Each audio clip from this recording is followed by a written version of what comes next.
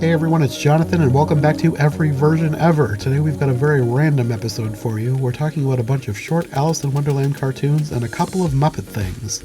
So back in 2017, when I was doing Wonderland Wednesday all the time, I made a lot of short reviews about a bunch of short subjects because I hadn't really thought about doing a podcast at that point.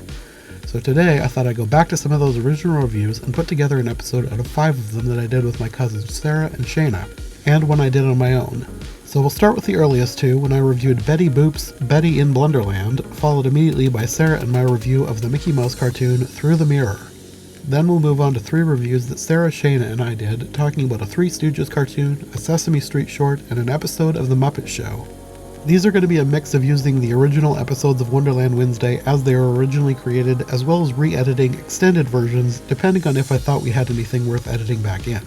Like the night we recorded the Three Stooges and Sesame Street episodes, it was super late, and I think we had a few sleep-deprived bloopers happen that I thought were worth preserving in the podcast. I should mention too, at the end of Mickey Through the Mirror, when we tease the next episode, a review of Hello Kitty in Wonderland, I re-released that episode as an extended, full-length podcast episode last year, so if you missed it, you can check that out after this episode. And at the end of the Muppet episode, we teased doing another Through the Looking Glass episode soon, so I'm just going to make that the next episode after this one. We also talked about having Shayna back, which I think was referring to the Sesame Street and Three Stooges episodes, since the Muppet episode technically was released first. I just wanted it to be the final segment of this podcast because it's the longest and the best one. But it's still true that I want to have her back in the future. She hasn't joined me for one of these since before I even turned the show into a podcast, so I want to try and make that happen again at some point, if our schedules can ever line up again. Anyway, I think that's all for now. Let's go back in time and talk about some cartoons we watched in 2017.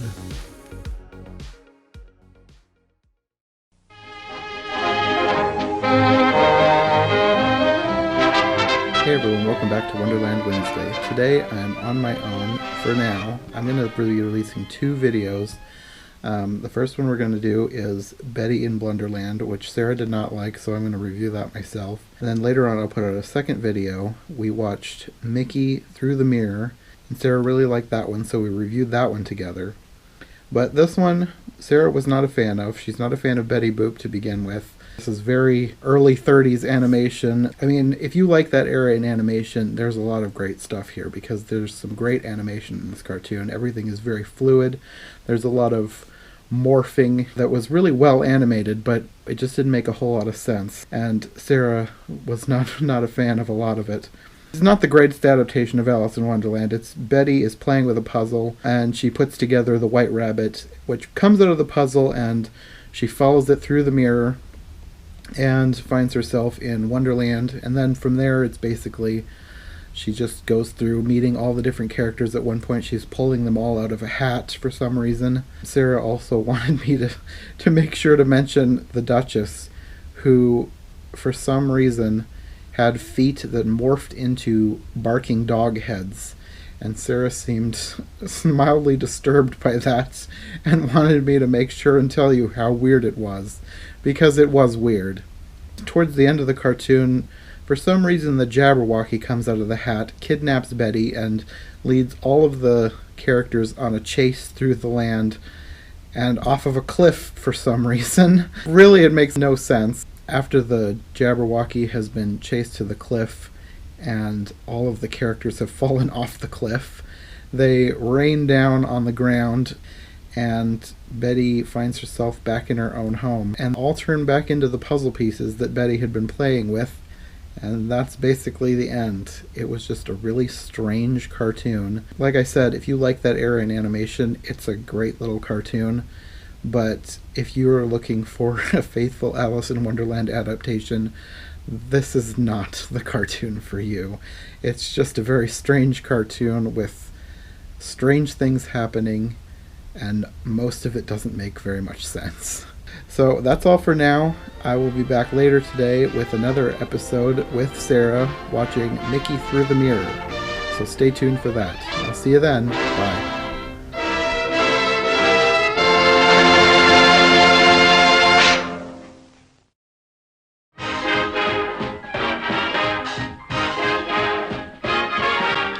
Hey everyone, welcome back to Wonderland Wednesday. We're going to do like a double feature today. This is the second video. I already did Betty Boop, Betty in Blunderland, which Sarah was not a fan of, so I did that myself. But we watched another short from that same era, Mickey Through the Mirror, and we liked it a lot better than Betty in Blunderland. Definitely. However, it really had very little to do with Alice in Wonderland. Very, very It was little. like inspired by Alice in Yeah, Wonderland. Betty actually had more to do with Alice in Wonderland than Mickey did. That's true. Basically, it was Mickey. He was asleep in his bed. He had Alice in Wonderland, or maybe it was Through the Looking Glass. It was actually Through the Looking Glass, I believe. He had the book. It had fallen onto his chest. He'd been reading in bed. Which I appreciate that they differentiated and had that, yeah.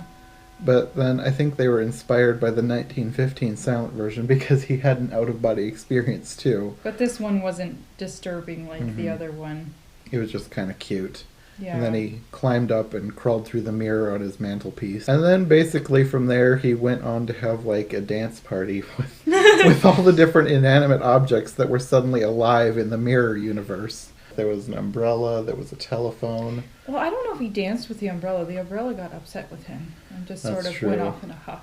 He seemed to tick off a lot of the inanimate objects by his very presence there. So that's kind of true to the book. Yeah. This is the thing about this clip. You are going to love this if you are a 30s fanatic. I could watch it again just to try and look at the home decor more. Oddly enough, Mickey has pink ruffled curtains in his bedroom. He was a sensitive mouse, apparently. And Maybe Minnie came over and helped him decorate. Yes, and because he's such a good guy, he didn't want to rain on her parade. And a little ruffled lamp on his bed. I think ruffled lampshades must have been a thing at this time because even the one on the other side of the mirror had a little ruffle on the edge. Mm-hmm.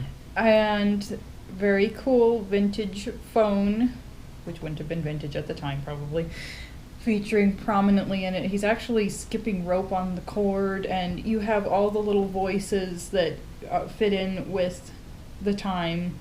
It's just so stinking 30s. And it's really cute. The little faces that they put on the chair. The little dog as a footstool. And I was wondering if maybe that was the inspiration for the footstool in Beauty and the Beast, because it bore a lot of similarities. It seemed too close to be a coincidence. One of the things that struck my mind was the sewing basket, because they find a way to play with the sewing basket and incorporate, like he has Thimble as a helmet, and he ends up sort of escaping or falling out or something in a sock that needed to be mended. And you know, it's not something you're gonna see in every household today, but back then they would have been being frugal that way, and it's just an interesting little time capsule there. Mm-hmm. It was very much a play on the time, because at some point Mickey also has a little top hat, and there's a big top hat, and he has a match as a walking stick, and he's dancing around like Fred Astaire. This is 1936, so this would have been at a time when Fred Astaire would have been fresh and big, and it was a very strong parody. They don't say it, but you really get the vibe if you're familiar with She had me go back and watch a bunch of clips, and I could instantly tell that's what Mickey was parodying. This was the 30s. It was tap dance mania. So they took something familiar and they incorporated little nods to the time and just made it cute and cheerful, not weird or disturbing or kind of racy like Betty, because Betty, yeah, I could ramble. He dances with the Queen, among other objects, and the Queen seems really chipper, and you know, she's just kind of a jazzy sister who's happy to be dancing with Mickey, and then the Joker's like, hey King, your wife's, you know, getting zoned in on by the mouse here. And so the King goes and has a sword fight with Mickey, which is also a part where the sewing kit comes into play, because there's a little button and the needle poking through so it looks like a sword, and they have a little duel.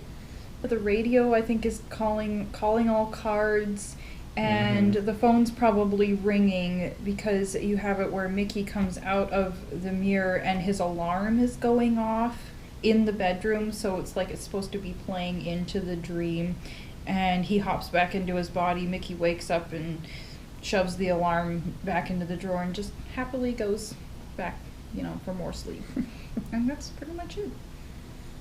Yep, that's about it. It was not really a faithful Alice in Wonderland adaptation, but it didn't really matter.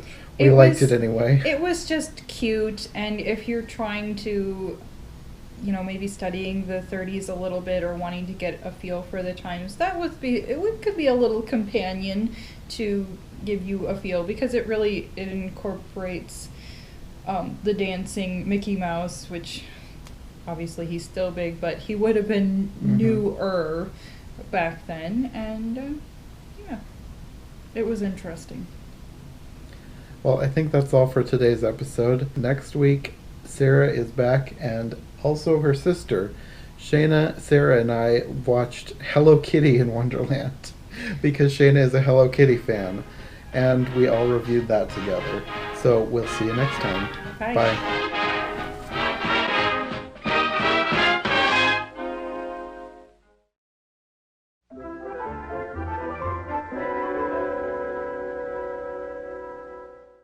Hey everyone, welcome back to Wonderland Wednesday. Today we're going to be doing another 2-episode day.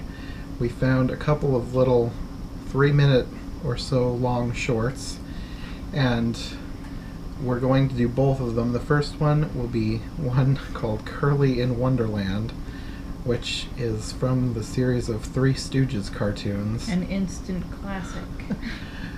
Yeah, thankfully it was mercifully short at only three some minutes. This one I would say don't waste your time with it unless you are a die-hard Three Stooges fan, which none of us are. I don't know how much I've seen of the Three Stooges at all, and Shayna has seen some and is not a fan. My family had a DVD of live-action ones, which my brothers really liked. I didn't really care for it that much, but I didn't watch it that much, so I can't say that I'm a fan. This one was, I don't know how similar it was to the live action or not. It was random and weird, and it took scenes from Alice in Wonderland, but it put a weird slapstick, semi-violent twist on them. Even the bottle was made to look like one of the three of them, the Drink Me bottle, which didn't say Drink Me, it said Drinky poo. Dignity, always dignity. What a sad story. Boo-hoo. Here, drink this and you'll feel better. Bye. What a strange crying rabbit. He looked familiar. Well, just don't lie there, you tubby tub of lard. Hurry up and drink me. Okay, don't get pushy. Go. Yeah, it was just very strange and riddled with insults, but it's very Three Stooges. That's the way they operate. I would say don't waste your time with it. I think we're all in agreement. Unless you're a major Three Stooges fan, then I guess go for it. Well, that's our take on the Three Stooges in Alice in Wonderland. The next one we're going to be doing is a Sesame Street skit. I don't know exactly how much it has to do with Alice in Wonderland because it's with Kermit the Frog doing his reporting on Sesame Street shtick. So we haven't watched it yet. We'll watch it and we'll get back to you in the next video. We'll see you then. Bye. We take you now to Kermit the Frog with another fast-breaking news story. Yeah, well, where's the White Rabbit? Late again, huh? Well, we'll just probably have to start without him. Hey everyone, welcome back to the second part of our 2-part special. I'm happy to report that this one was far superior to Curly in Wonderland. It probably wouldn't take much, but it was. Yes. I'm a Kermit the Fan Frog, and it was really cute. Kermit the Fan Frog? Did I say that? Keep that for bloopers. Yes, I will. Holy cow. I'm a Kermit the Frog Say it for him. Kermit the Frog fan. I don't even know what I said wrong the first. Kermit the Fan Frog. I need a nap. We'll do this later. Take it away. Maybe I should just keep this as the video. No. Oh, okay. Do you want to say anything, Shayna? Oh. I was tickled right away at the beginning when you had Kermit the Frog interviewing Alice when she was little. And he was asking her what her next adventure was going to be. Well, tell me, Alice, what is your next amazing adventure going to be? Well, I'll tell you, Kerm. I have this little bottle of water that says bottle? drink me. Yeah? And I'm gonna drink it. You are? Is that it, huh? Drinking the water. Okay, well, it's probably going to be pretty exciting, won't it, folks? Here she's going to drink the water, and then what's going to happen? I don't know. We'll see. Uh-huh.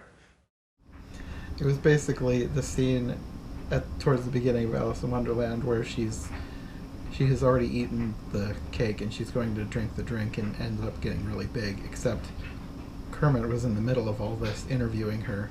That's basically the only scene it was, but the back and forth between the two was pretty cute. Anyway, I got a kick out of it when she wouldn't stop drinking the drink. She thought it was curiously refreshing and wouldn't stop. She also sounded like a middle-aged woman, but this is Sesame Street. I'll let them have that one. She probably was a middle-aged woman. One of the things that I liked was that she kept calling him Kerm. Me too. It made it more modern. And what did she sound like? She was from Brooklyn, or? I don't know. I don't know. I liked her voice anyway. I'm not sure of the exact year that this was made, but this is from probably the earlier days of Sesame Street, before the 90s. It was probably 70s or 80s, because Kermit the Frog was still part of the show. And it had the classic Henson charm to it. But she just kept getting bigger and bigger, and then it was a strain to keep doing the interview, and they parted ways, and then Kermit... Hi.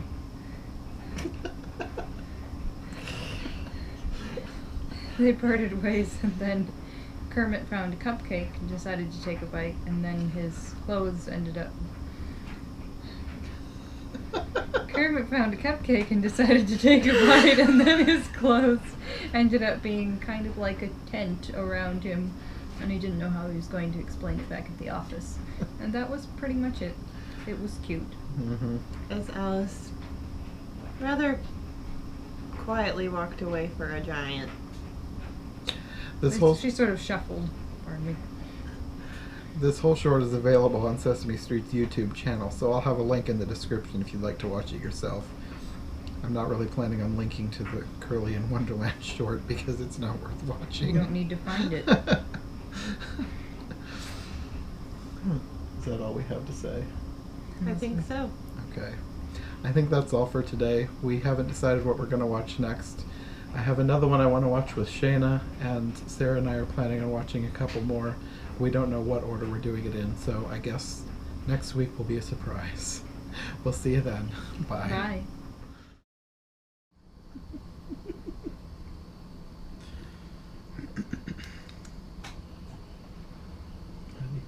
Yes. Twinkle, twinkle, little bat, how I wonder what you're at. Up above the world so high, like a tea tray in the sky. Twinkle, twinkle, twinkle, twinkle, twinkle, twinkle, twinkle, twinkle. Hey everyone, welcome back to Wonderland Wednesday. I'm back today with Shayna and Sarah, and we're talking about the Muppets version of Alice in Wonderland, which was not really a direct adaptation of Alice in Wonderland, more like a series of spoof sketches that were part of an episode of The Muppet Show back in 1980. They didn't even have the whole story in any semblance of order, so I think we're just going to talk about what amused us instead of trying to go through the story like we usually do.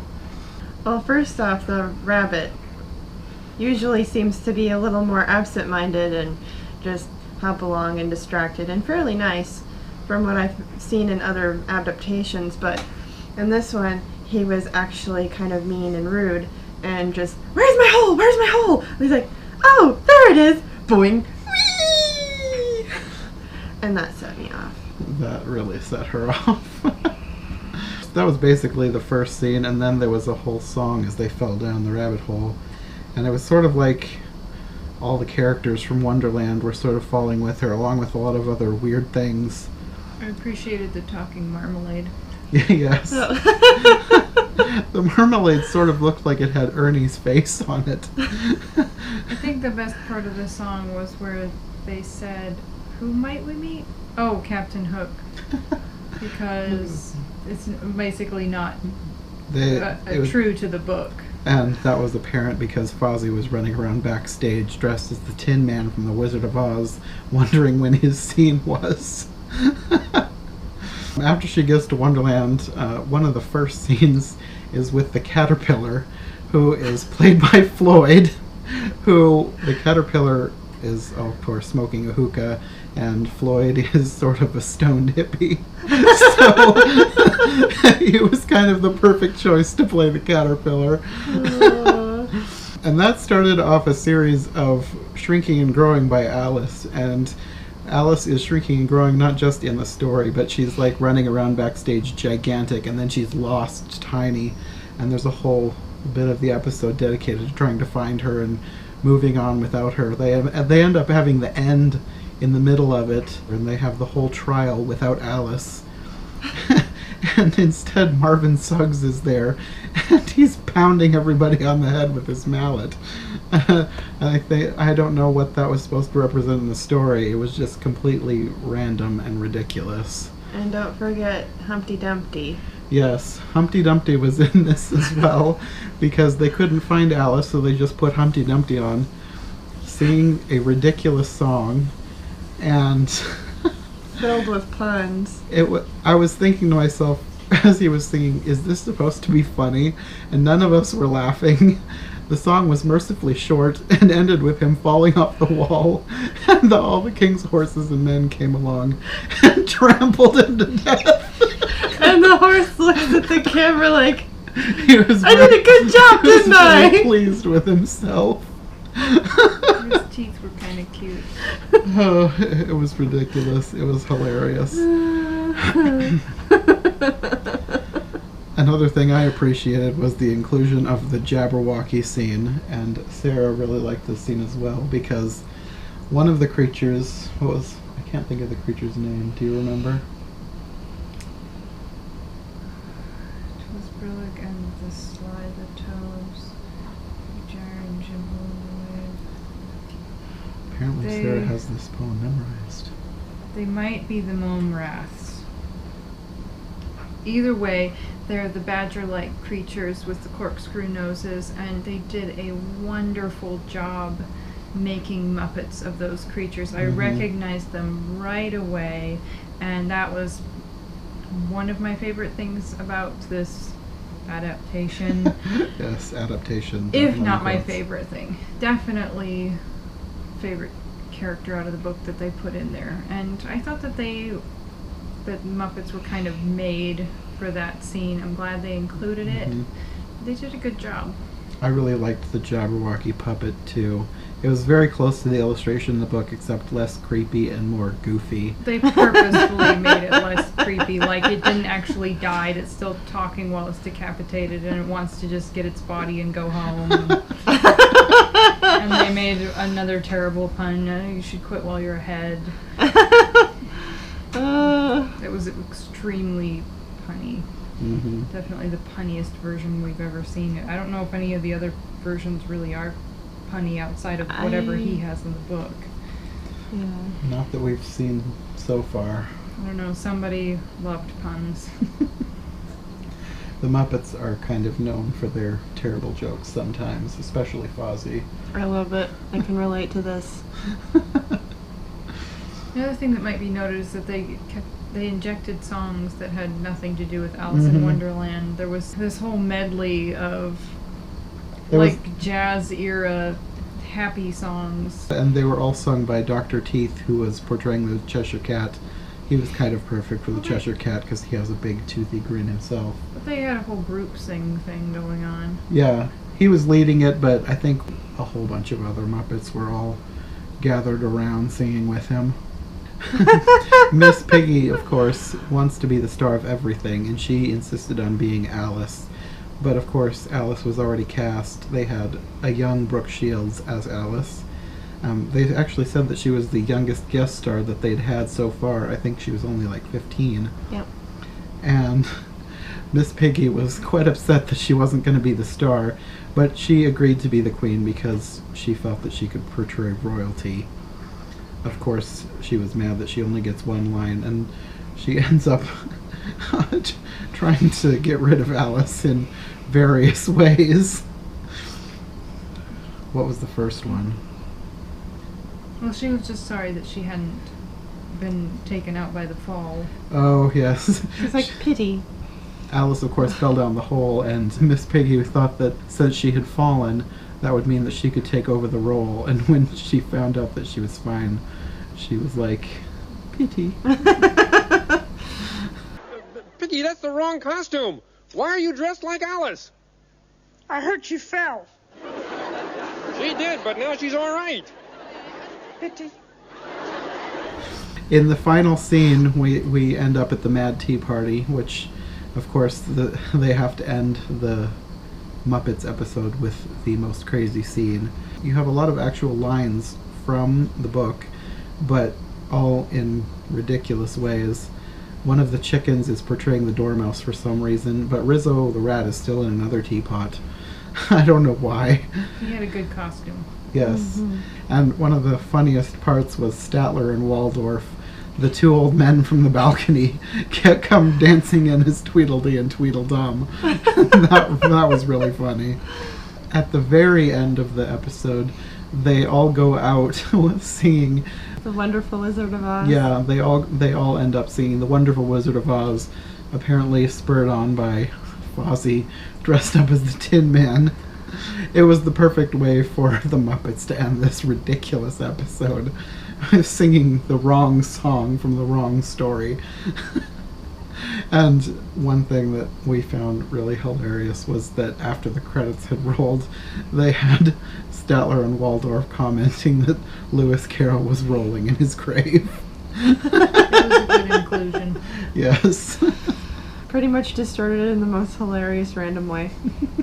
Well, I think that's all for today. I think Sarah and I are planning to watch another version of Through the Looking Glass next time. And we have a few more that we want to watch with Shayna, so you'll see her back eventually as well. We'll see you next time. Bye. Because of the wonderful things he does. We're off to see the wizard. The wonderful wizard. The wonderful wizard. The wonderful wizard. The wonderful wizard. The wonderful wizard. The wonderful wizard. The wonderful wizard of Oz.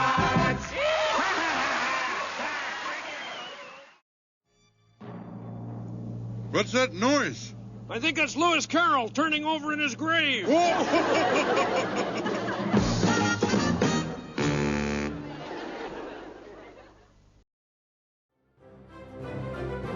Thanks for listening to this episode of Every Version Ever. If you like what you've heard, make sure to subscribe on your preferred podcast platform or to the Every Version Ever YouTube channel. Make sure to follow my co-hosts as well. Any relevant links will be in the description for easy access. We'll be back soon with another brand new episode, so thanks for listening and we'll see you next time.